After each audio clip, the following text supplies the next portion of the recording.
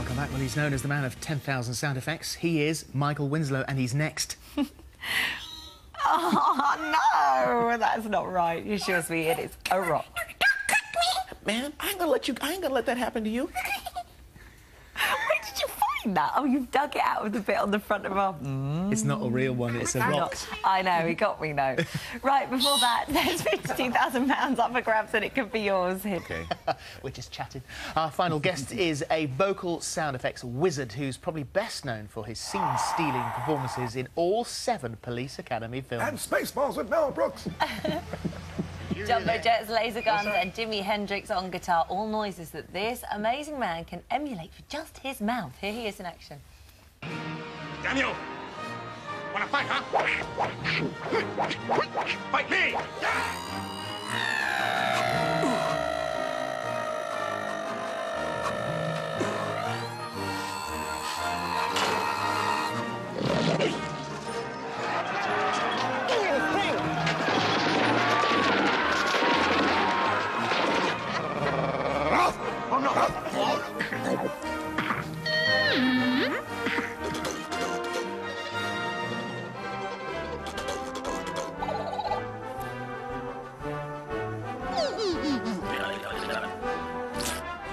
And Michael Winslow joins us now. So the thing is that it would be, unless we've met you today and you've been sitting here doing sound effects all morning for us. Well, you would join those snails. Yeah.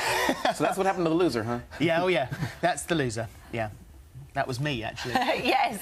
Just a snail and I liked it. Oh, you know, Katie? You would, you'd sort of watch you in the movies and think, oh, they're putting that on afterwards. But you just, you do this stuff, and 10,000. I mean, have you ever counted them?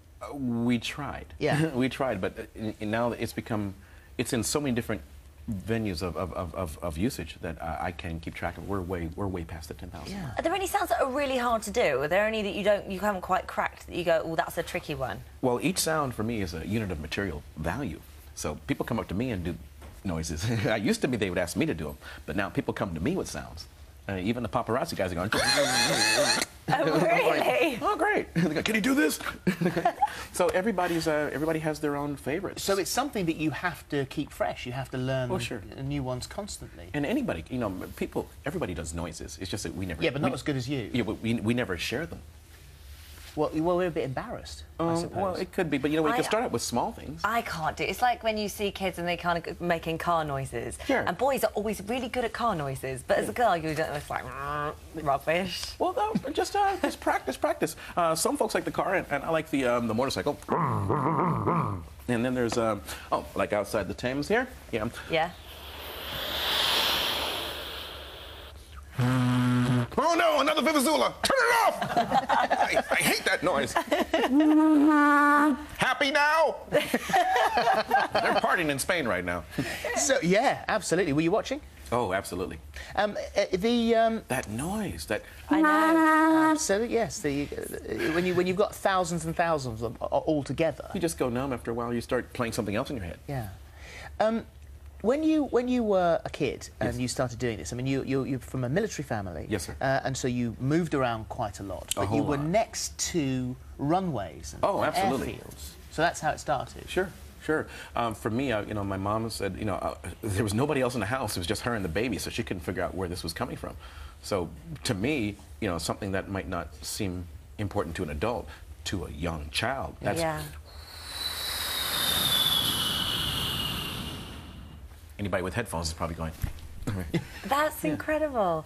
And you said it was sort of like at school, because I guess you were moving around because you were part of a military family. Yeah. You sort of say it was a real defence mechanism, sort of with friends and stuff, because you'd kind of be able to use it to cope with. I have to pretty much be my own friend, you know, because you know, when you don't know anybody, you pretty much so for me it became an imaginary friend, because the other kids are probably bigger than you.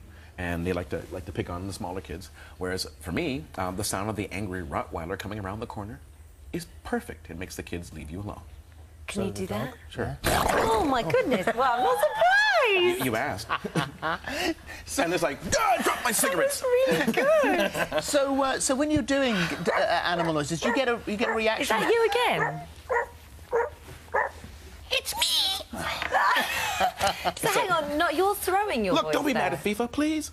Oh, so you're throwing your voice there. You're not just making the noise of dog. Sure. You're making it come from over there. Sure. But sure. how are you doing that? I don't know. How is that even possible? I honestly don't know because I don't want to get into the CSI part of it. If I find out how, maybe I won't be able to do it anymore. Well, do you have to look after you? How do you look after your voice? There must be a strain put on that, I would have thought. Hot tea, lemon, honey. Not me. not tonight. I'm sorry. Sensitive little things. You're a real pet there now, haven't you? I think we're going to be friends. I'm beginning to believe He's going to go on my children's relationship. TV program. Yeah. So when did it become something that you did as a defence mechanism? See, I can't even speak. Just rewind. Don't do anything. Defense mechanism.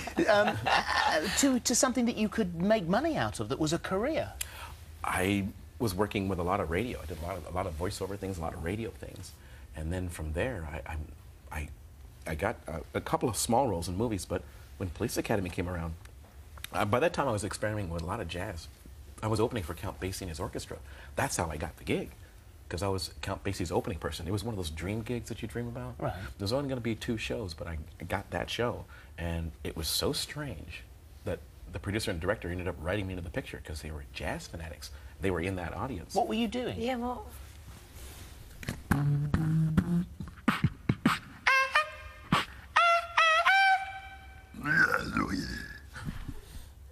And they said, oh, this is strange. We're going to write him into the movie. He's got to be in it. And Police Academy, I have to ask you about this. It's just so incredible. And it's so nice to meet you because I'm such a big fan of the movies. Thanks. 7 of them, all 7 you starred in, and we hear reports that there is an 8th.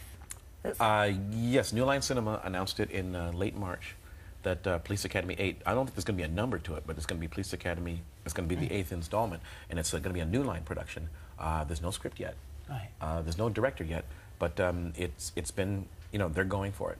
Well, so you're I wish the only everybody person that's luck. been in all of them, so Yes. you were hoping that you've got to be in this one, in the new one. Well, I would hope so. Yeah. I think so. I would You hope so. have to And be. you know what? I'll help them any way I can, because it's good to see our friends again. Yeah. Yeah. Well, let's have a look at you in action in the movies. Here you go.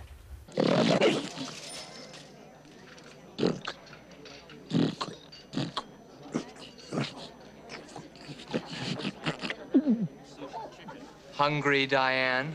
You see, Yes, and now because we're in the new millennium, the 2000s, in 2010, I'm going to have to work on some new things. Yeah. Maybe I'll go to Tesco and poke around and see what kind of noises I can. Noises from a store would be good. Oh, Beeping. love it. Could you do the beeping? But someone behind you would think that they were buying something that they weren't. Can you do that? He can do anything. He's like a magic man. They're gonna be watching me every time I go into Tesco. Yeah. Because it's fun. Also the little machine where you do your I can have a lot of fun. Oh yeah. We can have some fun with that. The children's show that you're doing at the moment, working on at the moment in America. It's something Bill Cosby called me because I'd done this very strange commercial where I was describing this person's letter. It was for a company called Geico in the States. It was an insurance company. I was doing the sound of the guy having a car wreck and then writing a check and he getting a new car. So Cosby calls me up How exciting. because he saw the commercial. And my wife hung up on him. She hung up on him twice because she thought it was a friend of ours who does voiceovers. So the third time, That's a problem, isn't it? I know. he's like, "Don't hang up." Oh, he goes, "Okay, Michael, here." And that's going to come. That's going to come here. Yeah, and I said, "Hello, hello." So he goes, "You interrupted my flow." I did what? You interrupted my flow. That was funny. So he said, "Why don't you take the sound you do Yeah. and tell classic stories?" Well, when that comes out in the UK, you must come over and talk about it. What you've got to say before you go, because we're about to finish now, is you are live at the Udderbelly Festival Yes, yes. tonight and tomorrow at 9 o'clock. What It's just fun. down the road. And we're looking forward to it because our job is to help people forget about the rent for a minute, and that's why you watch this wonderful program. Thank you, mate. Thank you. That's the end of this wonderful program. We'll see you tomorrow. Bye. Bye-bye.